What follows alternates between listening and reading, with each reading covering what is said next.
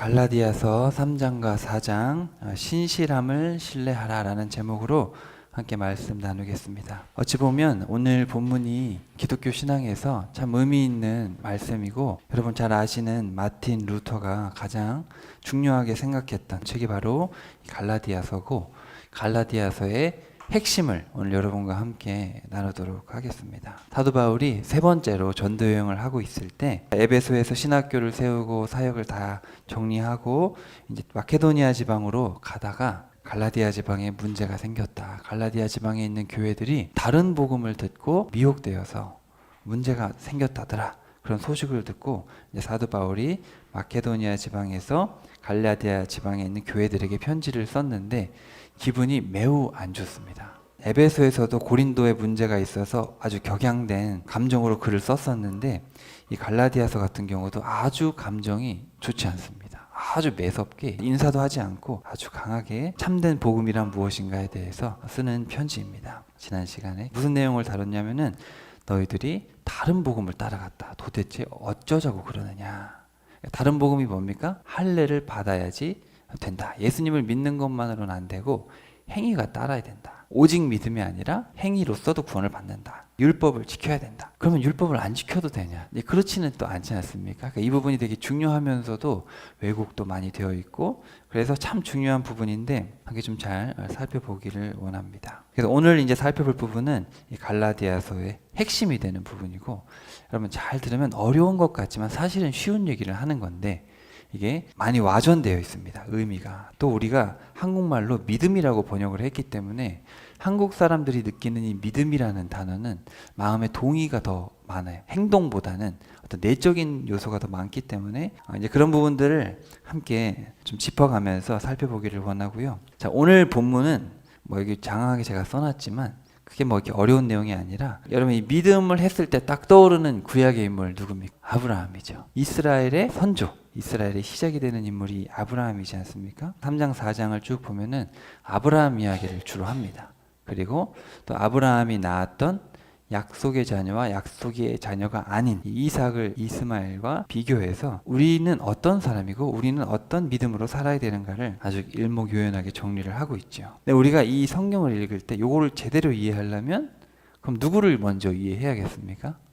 사실은 이 아브라함에 대해서 바른 이해를 가지고 있어야 우리가 이 본문을 바르게 이해할 수가 있겠습니다. 보통 우리가 아브라함 하면 어떤 사람이죠? 믿음의 조상. 그래서 아브라함은 하나님께 순종을 잘해가지고 복을 받고 뭐 이렇게 우리가 많이 기억을 하고 있는데, 근데 성경에서 강조하는 거는 아브라함의 믿음도 있지만 사실은 하나님이 아브라함을 신실하게 대하셨던 겁니다. 아브라함이 부족함 가운데서도 그렇게 신실할 수 있는 사람이 될 수 있도록 하나님이 얼마나 신실하셨는지를 보여주고 있는 게 사실은 아브라함의 이야기인데, 하나님은 100번 못해도 한 번 잘하면 그렇게 네가 믿음이 좋구나 이런 얘기를 하세요. 근데 우리는 하나님이 신실한 것 보고 그런 거에 별로 관심이 없고, 내가 어떻게 믿음을 어떤 행동을 해야 하나님이 좋아하실까 이제 이런 생각을 많이 하거든요. 그래서 여러분 너무 잘 하시는 이야기지만 저는 이게 성경에서 가장 중요하다고 생각을 합니다. 그리고 요 창세기 12장부터 22장까지 요 아브라함의 이야기를 바르게 이해 못하면 뒤에 자꾸 이상하게 갑니다. 이해가 이상하게 가서 나중에는 우리가 믿음으로 구원받는다고 했을 때 그 원문을 보면 신실함으로 우리가 구원을 받는데, 이게 누구의 신실함이냐? 내가 신실하게 믿으면 천국에 가는 거냐? 아니면 우리 주님이 너무 신실하셔서 나 같은 죄인까지 구원하실 정도로 신실하셔서 그 신실함에 압도되어 내가 완전히 딴 사람이 돼서 거저 구원을 받는 것이냐? 이 두 가지는 하늘과 땅 차이인데, 사실 우리가 갈라디아서를 읽을 때 그 사람들은 율법을 지켜야 된다. 우리는 뭐 할례랑 상관없어서 우리 할례 안 받지 않냐? 우린 믿음으로 구원 받는다. 좀 쉽게 생각하기 쉽습니다. 근데 그렇지 않아요. 이 책에서 말하는 것은 내 능력으로 도저히 구원받을 수 없는 그런 사람임에도 불구하고 하나님은 너무너무 신실하셔서 우리 같은 사람들을 구원하셨다. 그거를 강조하고 있는 책이 갈라디아서가 되겠습니다. 그리고 여러분 오직 믿음, 이 종교개혁을 한 마틴 루터가 오직 믿음, 오직 성령 이랬는데, 그걸 여러분 오직 신실함으로 만약에 바꾼다면 느낌이 많이 다르죠. 그리고 만약에 성경에서 그 신실함이 나의 신실함이 아니라 오직 하나님의 신실함, 그러니까 이건 하나님의 은혜죠. 그러니까 오직 은혜, 오직 은총, 오직 믿음. 거기서 말하는 믿음은 나의 믿음이 사실은 아닙니다. 사실은 하나님의 신실하심.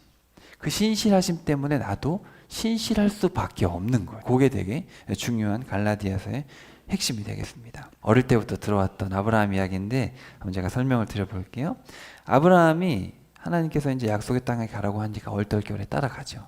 갔는데 그래서 이제 거기 가가지고 좀 장소를 몇 번 옮기는데 결국 이제 이거 하나님이 진짜 계신 것 같구나. 하나님께 예배를 딱 드리는 순간 뭐가 옵니까? 이제 그때 기근이 옵니다. 그러니까 하나님은 이 믿음이 정말 참된 믿음인가를 보고 싶으신 거예요. 왜냐하면 아브라함이 따라왔다고 해서 그 사람이 진짜 믿음이 있는 게 아니거든요. 하나님은 이제 아브라함이 하나님을 딱 부르는 그 순간 시험을 하시는데, 여러분 한번 보시겠습니까? 창세기 12장 7절부터 한번 보시면 이제 아브라함이 약속의 땅에 도착해가지고 쭉쭉쭉쭉 내려갑니다. 아브라함이 도착해가지고 세겜 땅 모리라는 상수리나무에 도착해가지고 주께서 자기에게 나타나신 것을 기념해서 제단을 쌓았다. 자, 8절에 보시면은 남쪽에 있는 베델, 동쪽에 산악지대로 더 이동해서 서쪽은 베델, 동쪽은 아이까지 도착해서 거기서 제단을 쌓고 주의 이름을 부르며 예배를 드렸다. 그러니까 사실은 그 전에 제단을 쌓았을 때까지만 해도 신이 나타나가지고 불렀으니까 8절까지 가면 아브라함이 이제 내가 모실 신인가 보다, 이제 어떤 이런 믿음이 있는 거죠. 그러니까 이때 이제 믿음이 생겼어요. 그러니까 이제 계속 이동을 하는데 10절로 가시면 그때 가나안 땅에 흉년이 들었다. 자, 이게 뭐냐면 이제 하나님을 섬기기로 아브라함이 다짐을 하는 순간 하나님은 아브라함의 믿음을 시험하시는 겁니다.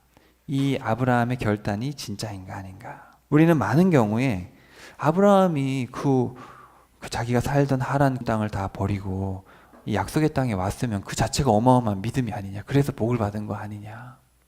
근데 사실은 그렇진 않습니다. 왜냐하면 22장에서 이삭을 바칠 때야 비로소 네가 나를 두려워하는 줄 알겠다 그랬거든요. 그리고 그때 약속을 사실은 하시는 거죠. 그래서 이제 아브라함이 믿음을 보이는 순간 하나님이 첫 번째, 여기 보면 10가지로 하나님이 시험을 하시는데 첫 번째는 물질로 시험을 하셔요. 그래서 약속을 땅에 도착했더니 흉년이 드는 겁니다. 이거 뭔가 하나님이 가라고 했는데 순종했더니 오히려 안 좋은 일이 생겼죠. 역시 아브라함이 믿음이 없기 때문에 단번에 그냥 약속의 땅을 버리고 도망가 버리지 않습니까? 그렇지만 하나님께서 또 이렇게 파라오한테 얘기하시고 그래서 하나님께서 회복시켜 주신 거죠. 여러분, 이게 아브라함의 믿음이 좋은 겁니까? 믿음 없는 아브라함을 지금 훈련시키시는 겁니까? 훈련을 시키시는 거죠.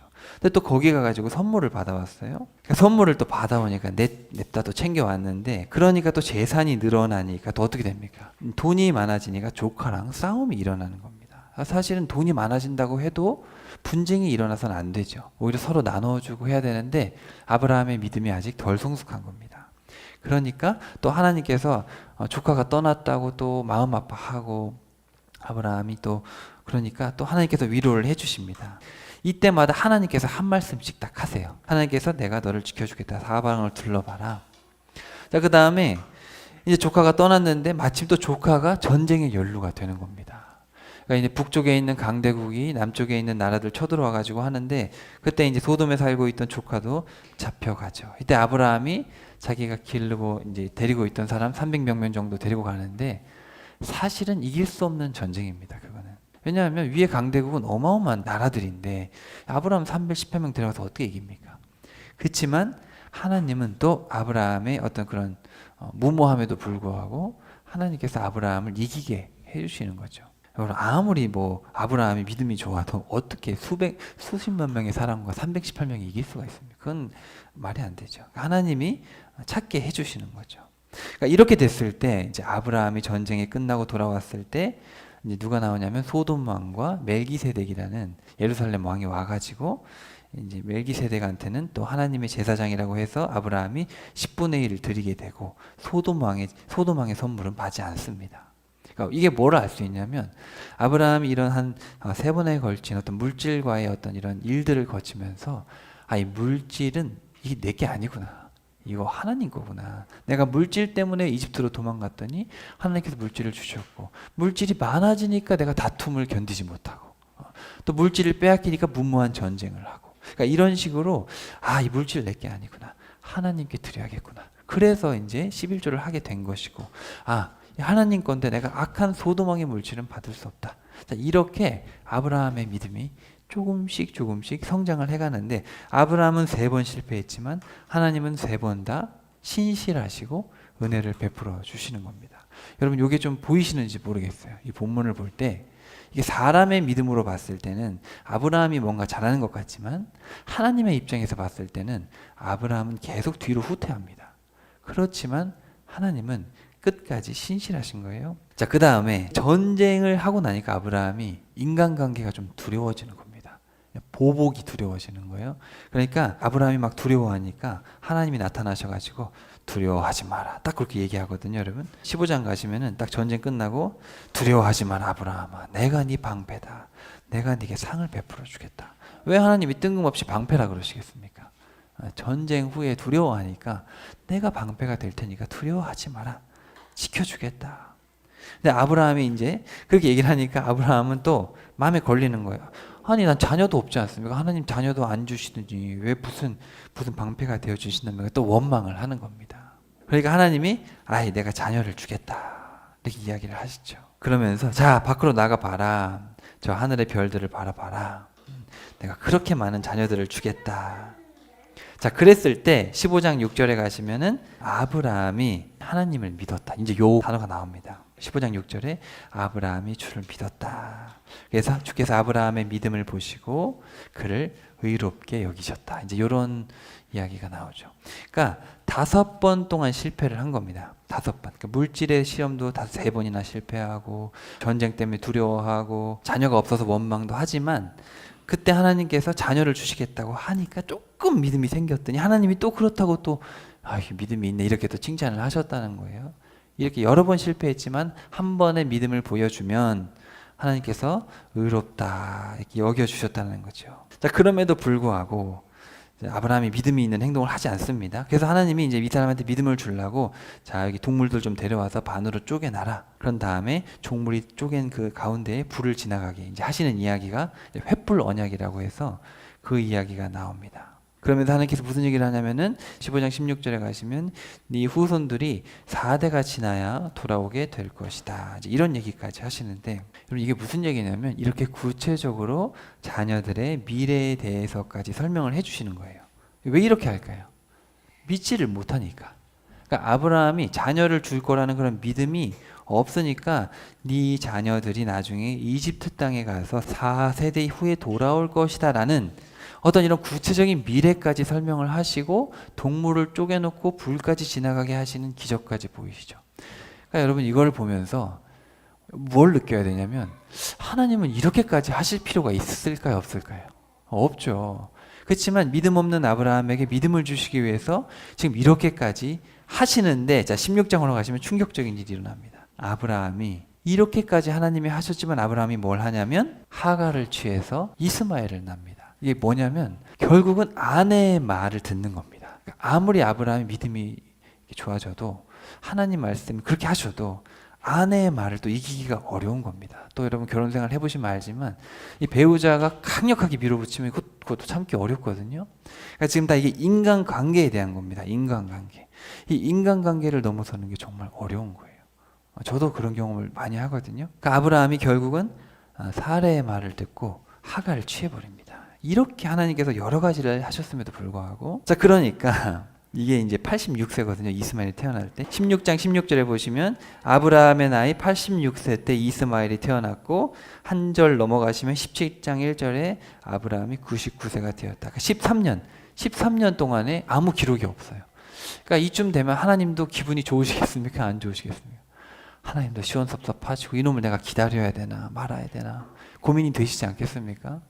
믿음의 조상으로 삼아 보려고 내가 너를 복이 되라 명령하지 않았느냐. 너는 복이 돼야 된다. 모든 사람의 모범이 돼야 된다고 했는데 모범으로 삼으려고 불렀는데 이렇게 하고 있으니까 마음이 상하시죠.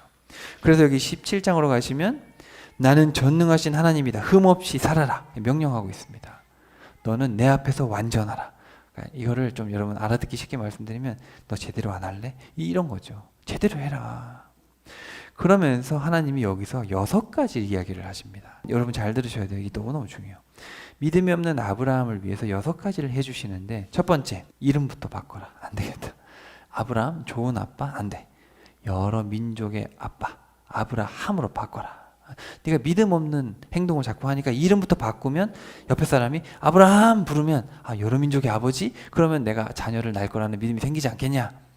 그렇게 해서 이름을 바꾸죠. 두 번째, 너 살에 표시해 줄 테니까 그걸 볼 때마다 약속을 기억해라. 그래가지고 생식기 앞부분을 자른 겁니다. 그러니까 매일 보게 되니까, 남자들은 보게 되니까 할례를 행해라. 이게 할례거든요. 내가 살에 표시해 둘 테니까 볼 때마다 기억해라. 그 다음에 15절 가시면 네 아내도 되게 믿음 없는 행동을 자꾸 하는데 아내 이름도 바꿔라. 사례를 사라로 바꾸게 되지 않습니까? 그래서 여러 민족의 어머니가 될 것이다.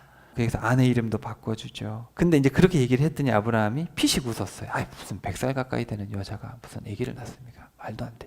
피식 웃었더니 뭐라고 했냐면 네가 비웃냐? 그러면 네 자녀 이름을 웃음이라고 줘라. 이름도 정해주세요. 웃음이라고 줘라. 그래서 이삭이 되는 겁니다. 내년에 태어난다라고 시간까지 정해주시게 됩니다. 근데 그럼에도 불구하고 믿음이 없으니까 하나님이 직접 방문을 하시죠. 그래서 세 사람이 직접 찾아오는 얘기가 이제 18장에 나옵니다. 그리고 그 가운데 있는 천사는 주의 천사. 주의 천사는 예수님입니다. 예수님이에요. 그래서 예수님이 이제 2명을 데리고 가가지고 직접 만나 주시기까지 하고, 그리고 마지막으로 내년에 태어난다라고 시간까지 정해 주시게 됩니다. 그러니까 이게 아브라함이 믿음이 없고 사라도 계속 피식 웃죠. 아브라함도 피식 웃죠. 그러니까 하나님이 이름 바꿔주죠. 살에 표시해두죠. 아내 이름 바꿔주죠. 그리고 아들의 이름을 줘주죠. 태어날 날짜까지 알려주시죠. 직접 대면해 주시죠. 여러분 대단한 거 아닙니까? 아브라함은 이렇게 믿음이 없는데 하나님은 이렇게 신실하신 거예요.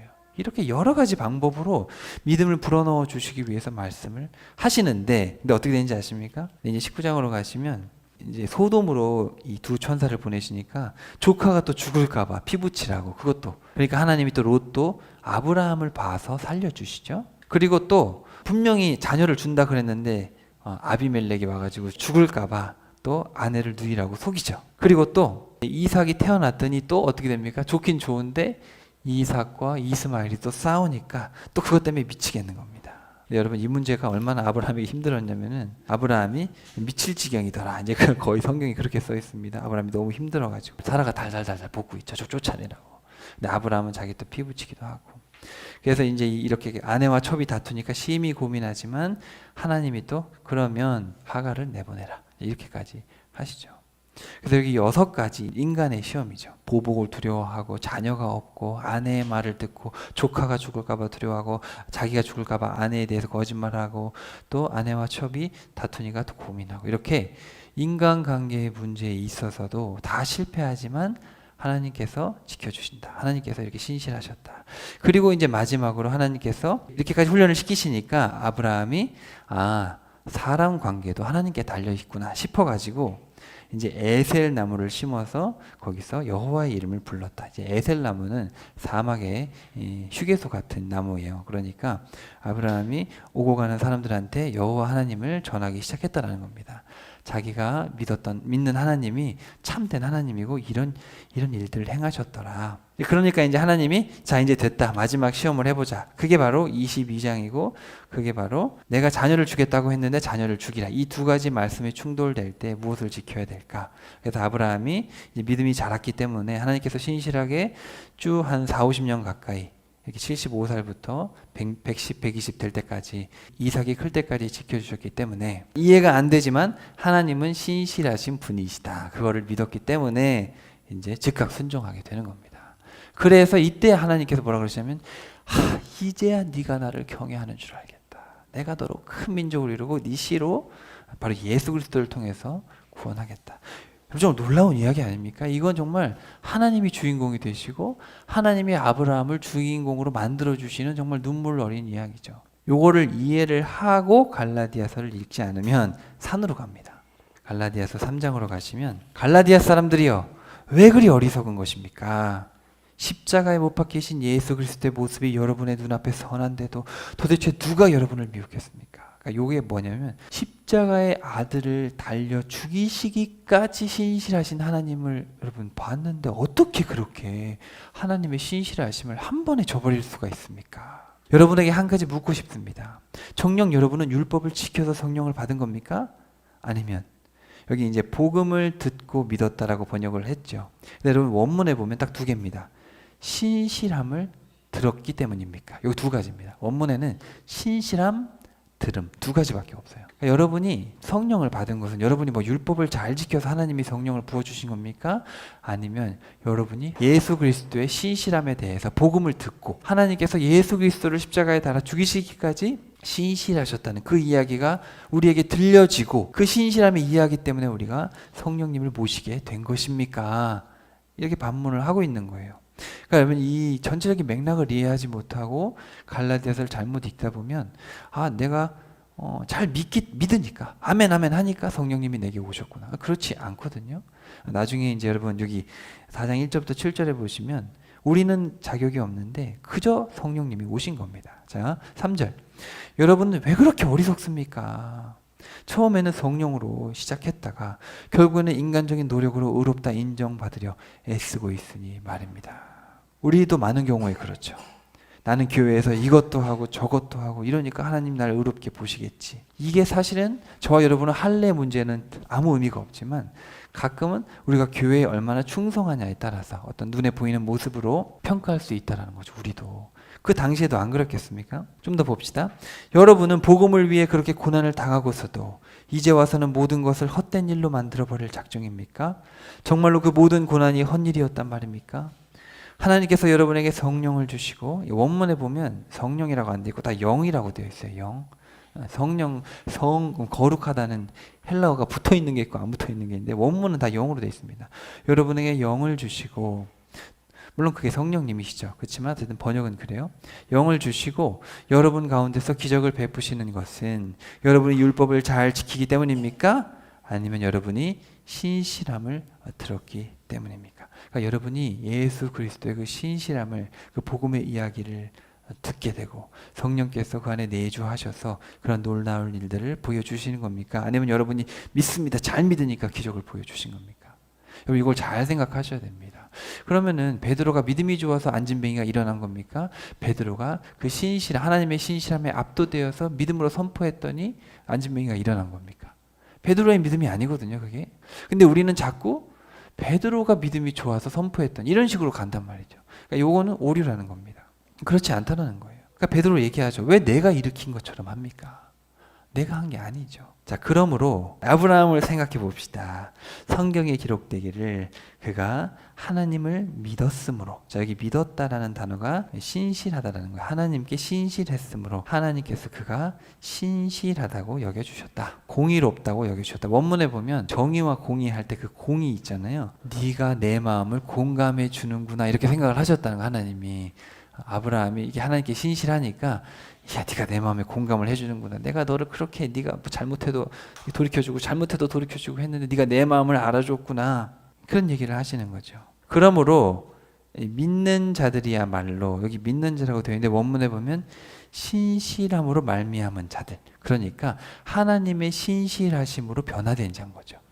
그런 자들이야말로 참으로 아브라함의 자손이라는 것을 여러분 아셔야 됩니다. 또 성경은 하나님께서 여기 원문에 보면 하나님께서 그 신실하심으로 말미암아 이방인들을 의롭다고 인정해 주실 것을 미리 알고 오래전부터 하나님께서 뭐라 그러셨냐면 모든 민족이 너를 통해 복을 받을 것이다 라는 복음을 선포하셨습니다.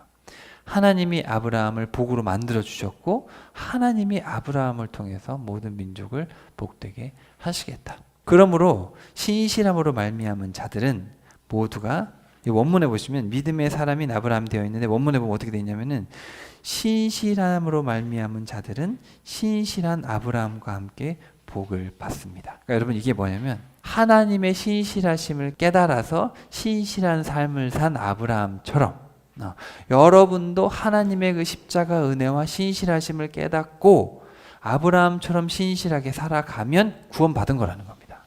이해가 되십니까? 이게 정말 복음의 핵심이죠. 근데 이제 쭉 봅시다. 하지만 율법의 행위에 의지하여 의롭게 되려는 사람은 모두 저주 아래에 놓여 있습니다. 여러분 그냥 쉽게 말하면 내가 뭘 해서 구원받는 게 아니라 은혜로 구원을 받는다는 겁니다. 은혜. 성경에 기록되기를 하나님의 율법책에 기록된 것들은 항상 지켜 행하지 않고 하나라도 어기는 사람은 다 저주를 받을 것이다 라고 했기 때문입니다. 그러니까 우리가 어떤 조항을 지켜서 구원을 받는다고 한다면 다 저주받은 사람들이죠.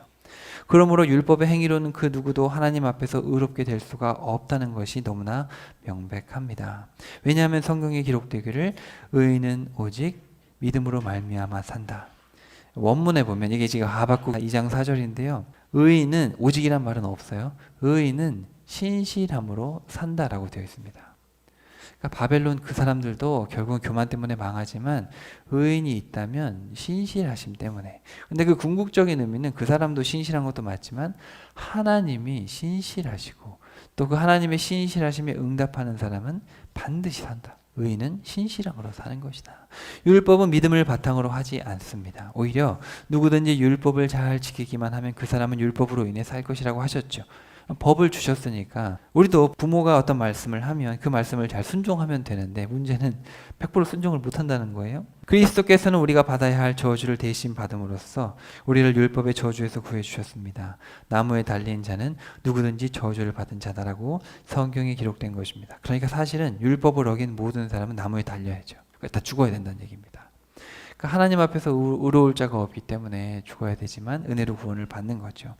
이처럼 그리스도께서 우리를 위해 대신 저주를 받으신 것은 하나님께서 아브라함에게 주신 복을 이방인들에게까지 미치게 하고 또한 우리도 신실함으로 말미암아 약속된 성령을 받게 하시기 위함입니다. 형제들이여 우리의 일상생활에서 예를 들어 봅시다. 사람들 사이의 계약도 일단 서명을 하면 아무도 그 계약을 무효로 하거나 무엇을 덧붙여 변경할 수가 없습니다.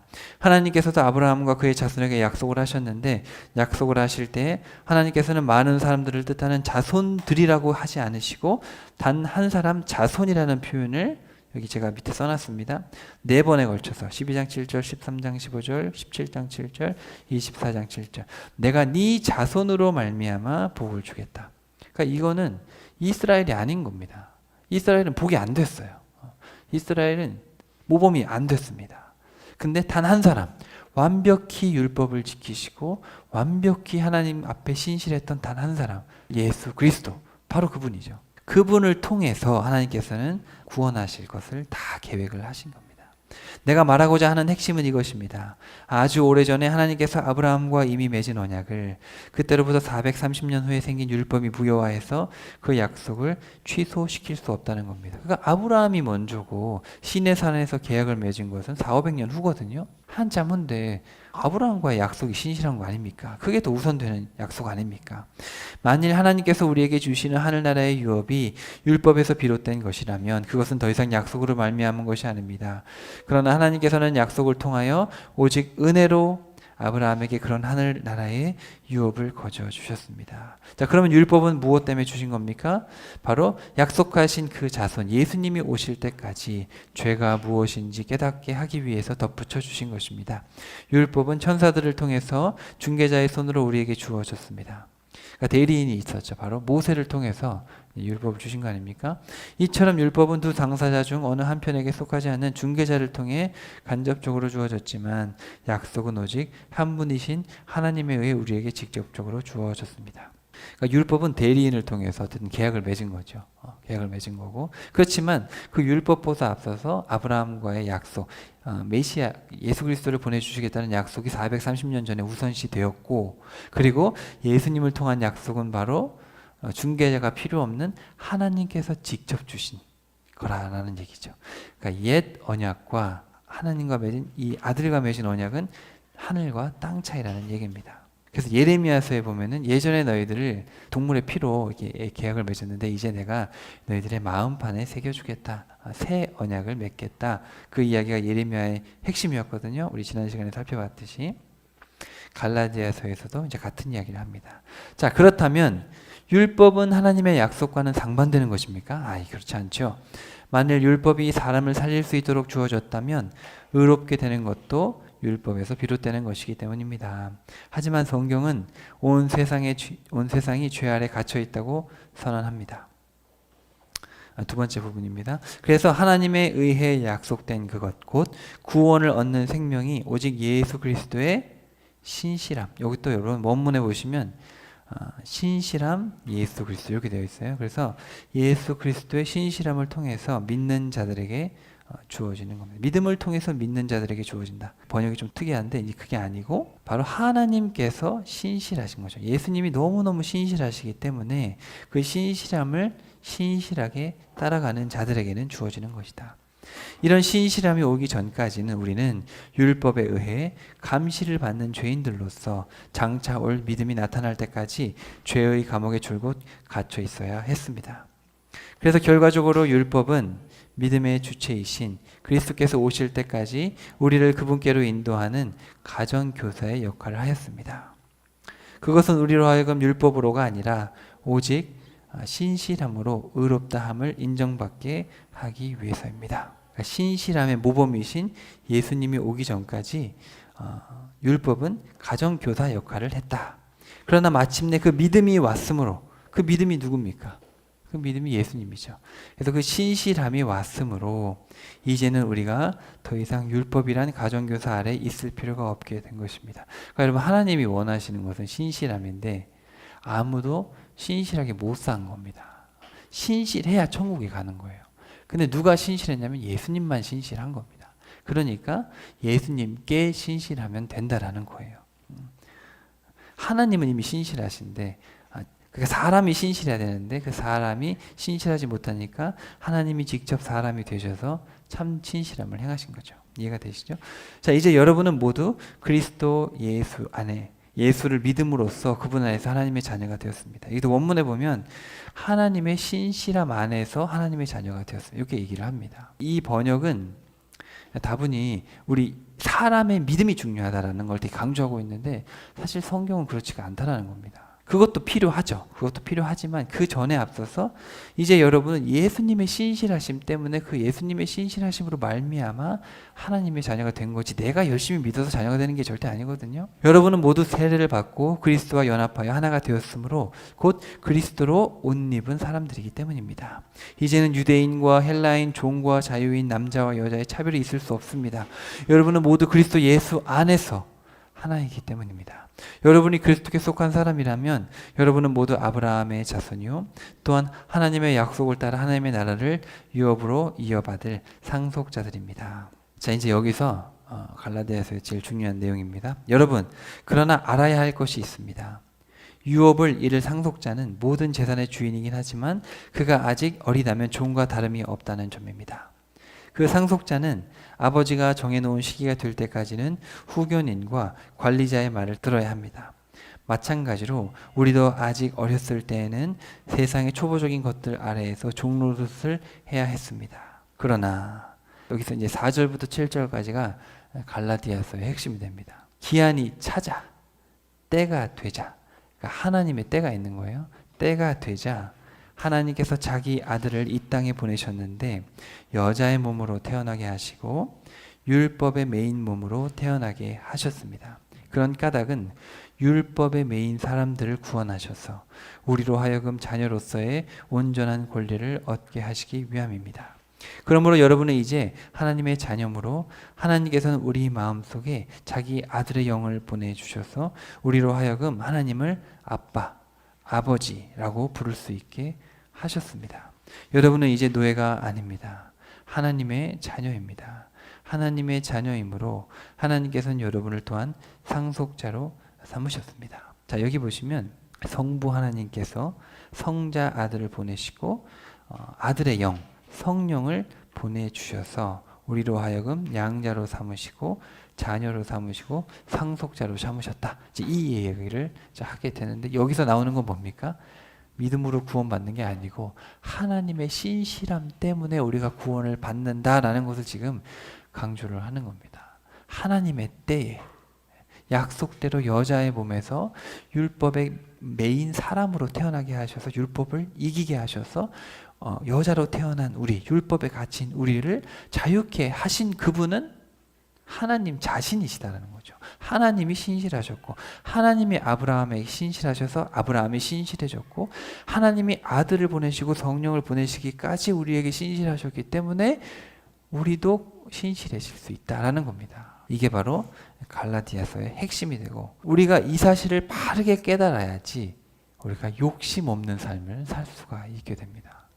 우리가 욕심낼 게 아무것도 없다는 거죠. 그러니까 아브라함도 나중에는 아들도 그냥 가는 겁니다. 아들도 아침부터 챙겨서 가는 거예요. 아들도 은혜로 받았으니까.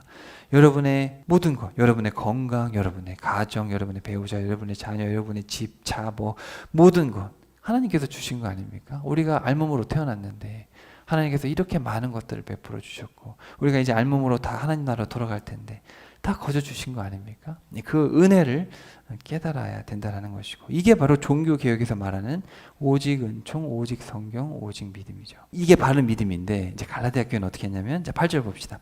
예전에 여러분이 하나님을 알지 못했을 때는 여러분은 실제 있지도 않은 것들에게 종로를 댔습니다.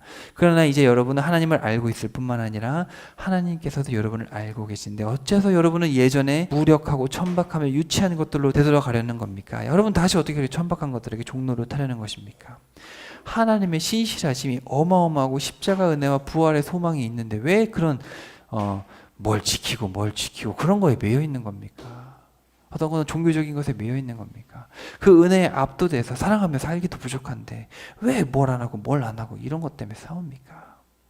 지금 여러분이 복음을 떠나 특별한 날과 달과 절기와 해를 정해놓고 그것들을 지키고 있다고 하니 그러니까 물론 이제 절기를 지키는 게 중요한데 이 성경에서 말하는 거는 당시 이스라엘 백성들이나 바리새인 이런 사람들이 예수 그리스도의 십자가를 은혜를 깨닫고 하나님의 은혜에 압도돼서 살아야 되는 것도 모자라 가지고 왜 명절 제대로 안 지키냐, 왜 안식일을 안 지키냐, 왜 안식일에 일하냐, 이런 것들을 가지고 시비 걸고 구원 보고 하고 하니까 하나님 보시기에는 어이가 없는 거죠. 그거 아무것도 아닌데 내가 그동안 여러분을 위해 흘린 노력이 헛될까 두렵다. 여러분 이게 바울의 말이지만 이게 사실은 누구의 말입니까? 하나님의 심정이죠. 아들을 죽이면서까지 너희들을 자유케 했는데 너희들을 왜 그거 가지고 맨날 싸우냐.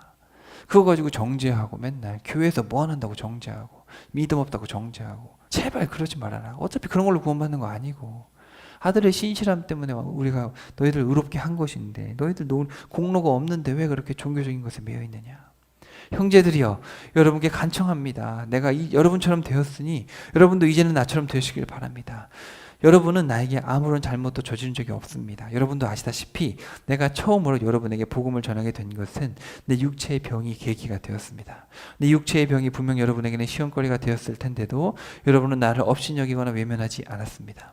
그러니까 눈에 보이는 어떤 그런 것들이 중요하지 않았다는 거죠. 믿음이 있을 때. 그 하나님의 신실함에 압도됐을 때는 외형적인 것에 눈에 가지 않았지만 오히려 여러분은 나를 마치 하나님께서 보낸 천사인 양 또는 그리스도라는 되는 것처럼 나를 기꺼이 영접해 주었습니다. 그런데 그때 여러분이 내게 보여주신 그 기쁨은 지금 어디 갔습니까?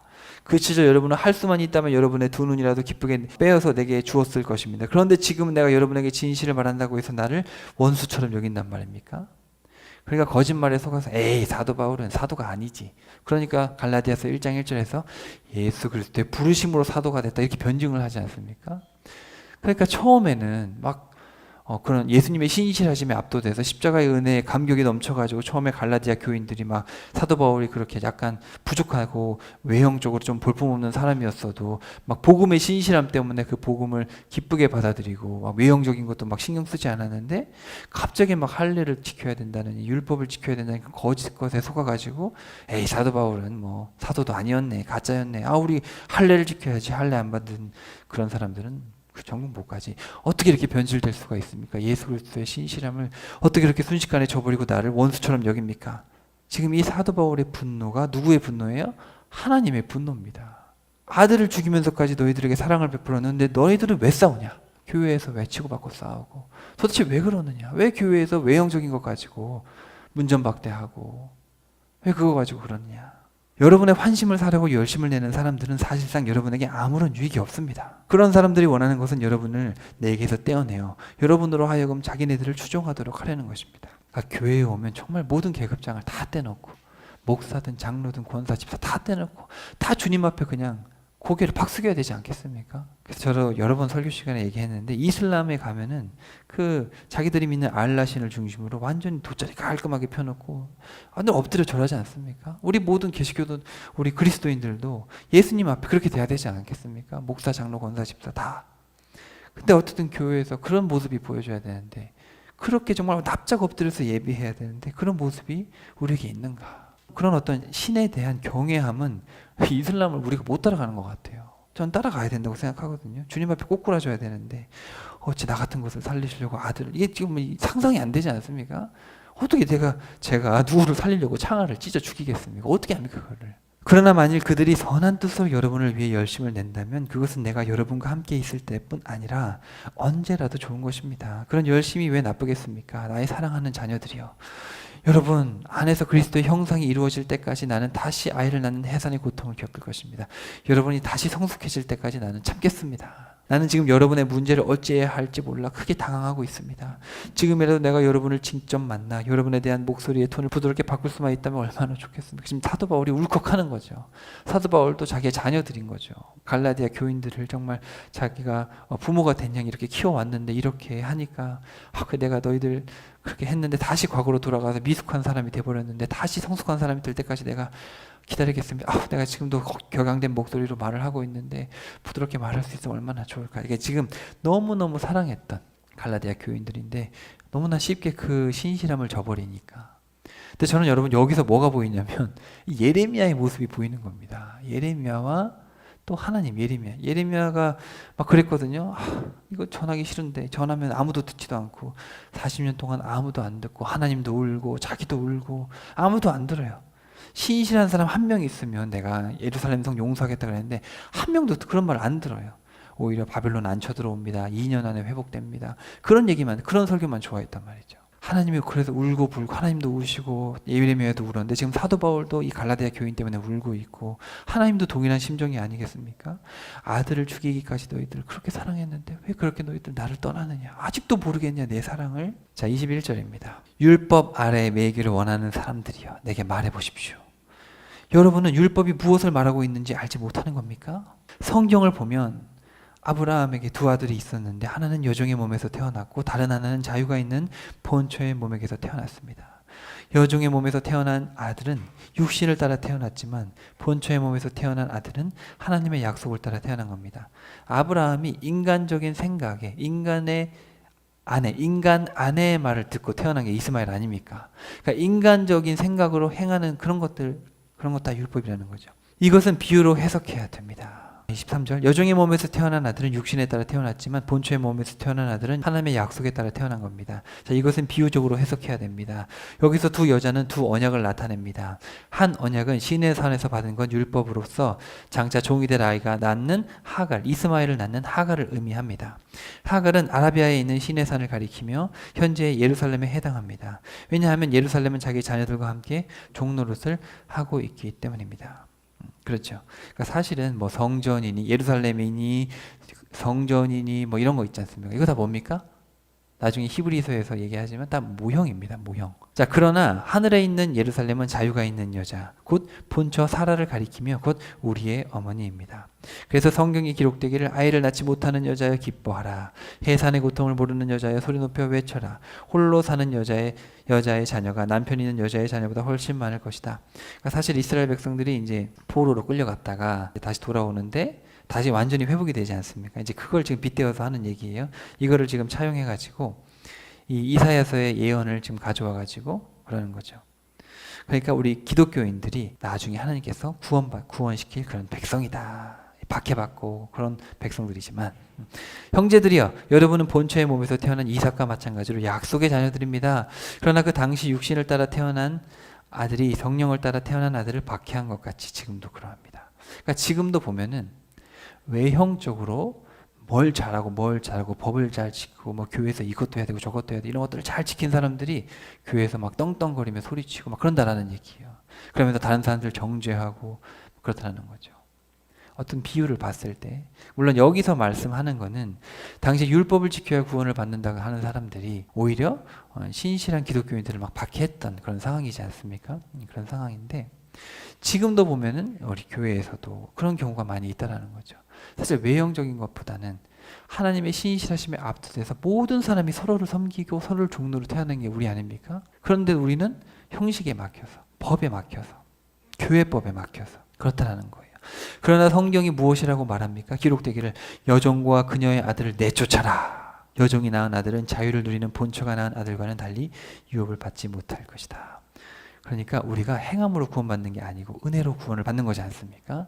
그러니까 은혜에 압도된 사람들은 정말 납작 엎드려서 하나님의 은혜에 감격해서 주일 예배 때 사랑하고 섬기고 베풀고 이제 그런 어떤 삶을 살아가야 되겠죠. 근데 만약에 우리 중에서도 뭐 안 했다고 정죄하고 뭐 안 했다고 정죄하고 내쫓으라는 겁니다. 그런 율법으로 사람을 정죄하고 그것으로 신앙의 기준을 판단하는 사람들은 내쫓으라. 정말 죽기까지 낮아져서 예수님께서는 사람이 되신 것도 모자라서 종들, 노예들이나 하던 그런 발을 씻겨주는 행동을 하시고 그리고 극악한 죄인들, 정치범들만 매달리는 십자가에 달리셨단 말이죠. 그러므로 형제들이여 우리는 여종의 자녀들이 아닙니다. 자유를 가진 본초의 자녀들이라는 사실을 꼭 명심하시기를 바랍니다. 너무너무 중요합니다, 여러분. 그래서 오늘 이렇게 갈라디아서의 핵심이자 어떻게 보면 우리 기독교 신앙의 이 믿음이라는 것, 이거의 핵심에 대해서 여러분하고 좀 살펴봤습니다. 4장 1절부터 7절에 보시면 때가 되었을 때 성부 하나님께서 성자 예수님을 보내시고 성령 하나님을 우리의 마음속에 직접 넣어주셨다. 예레미야에도 나오는 말씀이고 갈라디아서, 로마서, 모든 서신서, 성경 전체가 하는 얘기가 사실은 성부, 성자, 성령 하나님께서 우리를 은혜로 구원하셨고 4,000년 동안 신실하셨고 예수 그리스도께서 사람이 되셔서 끝까지 죽기까지 신실하셨고 하나님은 그렇게 신실하셨고 우리 죄인을 향해서 하나님의 그 신실하심을 듣고 복음을 듣고 그 신실하심을 듣고 완전히 압도돼서 나의 모든 것을 배설물로 여기고 이게 다 배설물이었구나. 내가 의지하던 거 배설물로 여기고 이제 그분의 은혜로만 사는구나. 난 다시 태어났구나. 니고데모처럼. 니고데모도 다시 태어났죠. 그래서 니고데모가 예수님 시체를 장례할 때 같이 가지 않습니까? 요셉하고 같이 거듭난 거죠. 그러니까 우리가 그렇게 완전히 거듭나서 사는 사람들은 사실은 신실하게 살아갈 수밖에 없죠. 나를 향해서 그렇게 신실한 분 앞에 내가 신실하게 살지 않을 수가 있습니까? 그럼 그거 거짓말이죠. 아브라함에게 10번에 걸쳐서 신실하신 주님. 그러니까 아브라함은 완전히 압도돼가지고 이제 남은 여생을 신실하게 살지 않았습니까? 그래서 오늘 설교의 내용 전체 정리하면 삼위일체 하나님의 신실하심만을 우리가 신뢰하고 여러분 그 신실하심을 깊이 깨달으면 신실하게 살지 않을 수가 없습니다. 좌로나 우로나 치우칠 수가 없어요. 죽기까지 우리를 사랑하셨기 때문에. 그래서 여러분 이제 우리가 다음 시간에 갈라디아서 5, 6장에는 좀 더 구체적으로 어떻게 살아야 되는지를 그래서 이제 사랑과 섬김이라는 두 가지 주제로 말씀을 해주시는데 사랑과 섬김은 사실 하나님의 큰 주제들이죠. 하나님은 얼마나 우리를 사랑하셨고 얼마나 신실하셨습니까? 섬기셨습니까? 우리를. 그래서 우리도 하나님의 신실하심을 안다면 십자가의 은혜와 부활의 소망을 안다면 우리의 남은 여생은 사랑하며 살아가야 된다는 것이죠. 그 말씀대로 남은 여생 살아가서 하나님 뵀을 때 하나님 앞에 갔을 때 잘했다 충성된 종아 칭찬받는 저와 여러분 다 되시기를 간절히 축복합니다.